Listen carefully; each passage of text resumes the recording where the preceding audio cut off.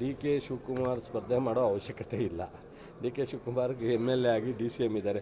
ಅದು ಯಾರು ಮಾತನಾಡ್ತಾರೆ ಗುರು, ಅದೆಲ್ಲ ಮಾತನಾಡ್ತಕ್ಕಂಥದ್ದು ಊಹಾಪೋಹ, ಅವೆಲ್ಲ ಬಿಡಿ. ಸೊ ಸುರೇಶು MP ಸೋತಿರೋದ್ರಿಂದ ನಿಂತ್ಕೋತಾರ ಅನ್ನೋ ಒಂದು ಎಲ್ಲರಲ್ಲೂ ಇದೆ. ಅವ್ರಿಗೆ ಒಂದು ಆಪ್ಷನ್ಸ್ ಇದೆ ನಿಂತ್ಕೊಳ್ಳೋದಕ್ಕೆ, ಅವ್ರು ನಿಂತ್ಕೊಳ್ಳಲ್ಲ ಅಂತ ಹೇಳಿದ್ದಾರೆ. ನೋಡೋಣ, ಪಕ್ಷ ಮತ್ತು DCM ಮತ್ತು ನಮ್ಮ ಮಾಜಿ ಸಂಸದರು ಮುಖ್ಯಮಂತ್ರಿಗಳು ಕೂತ್ಕೊಂಡು ತೀರ್ಮಾನ ತಗೋತಾರೆ. ಅಚ್ಚರಿ ಅಭ್ಯರ್ಥಿ ಅಂತ ಅಂತಾರೆ ಸರ್, ಯಾರು ಸರ್? ನೋಡೋಣ. ಈಗ ನಾನೆಲ್ಲ ಇವತ್ತೇ ಹೇಳ್ಬಿಟ್ರೆ ಅಚ್ಚರಿ ಅಭ್ಯರ್ಥಿ ಅನ್ನೋದು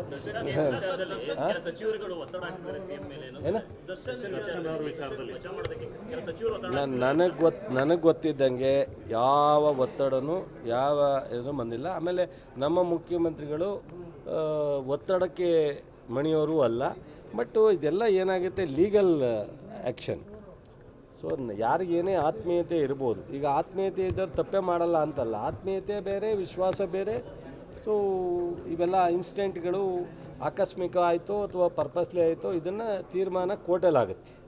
ಸೊ ಈಗ ಒಂದು ಕಡೆ ಪೊಲೀಸು ತನಿಖೆ ಮಾಡ್ತಾರೆ, ತನಿಖೆ ಸಬ್ಮಿಟ್ ಮಾಡ್ತಕ್ಕಂಥದ್ದು ಕೋರ್ಟಿಗೆ ಸಬ್ಮಿಟ್ ಮಾಡ್ತಾರೆ. ಇವೆರಡರ ಮಧ್ಯದಲ್ಲಿ ನಡೆಯುತ್ತೆ, SIT ಇದೆ.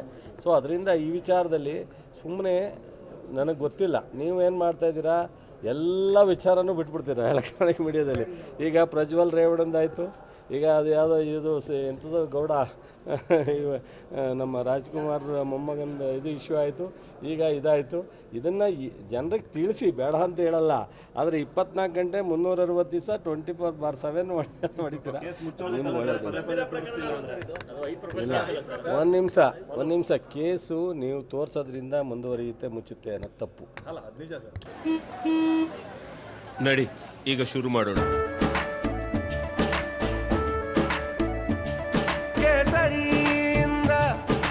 ಮನೋಲ್ಲಾಸ ಮನಸ್ಸು ಮತ್ತೇರಿ ಕುಣಿದಾಡಿದೆ ನೋಡು, ಮನಸ್ಸು ಮತ್ತೇರಿ ಕುಣಿದಾಡಿದೆ ನೋಡು.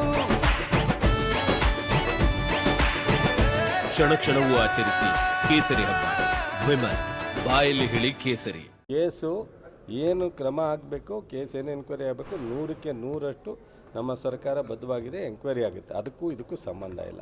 ವೈಯಕ್ತಿಕವಾಗಿ ಎಲ್ರಿಗೂ ಕಲಾವಿದ ಅಂದರೆ ಎಲ್ರಿಗೂ ಬೇಕಾದವರು, ಎಲ್ರಿಗೂ ಪರಿಚಯ ಇರ್ತಾರೆ, ಎಲ್ರಿಗೂ ಪ್ರೀತಿ ವಿಶ್ವಾಸ ಇರುತ್ತೆ. ಅದಕ್ಕೂ ಇದಕ್ಕೂ ಸಂಬಂಧ ಇಲ್ಲ. ಈಗ ನಾನು ತಪ್ಪು ಮಾಡಿಬಿಟ್ರೆ ಹಂಗಾರೆ ಬಾಬಣ್ಣ ನಾನು ದೋಸ್ತ ಅಂದ್ಬಿಟ್ರೆ ಬಾಬಣ್ಣ ಬಂದು ನನ್ನ ತಪ್ಪೆಲ್ಲನೂ ಹೊತ್ಕೊಂಡು ಹೋಗೋಕ್ಕಾಗೋದಾ? ನಾನು ತಪ್ಪು ಮಾಡಿದ್ರೆ ನಾನೇ ಅನುಭವಿಸ್ಬೇಕಲ್ಲ.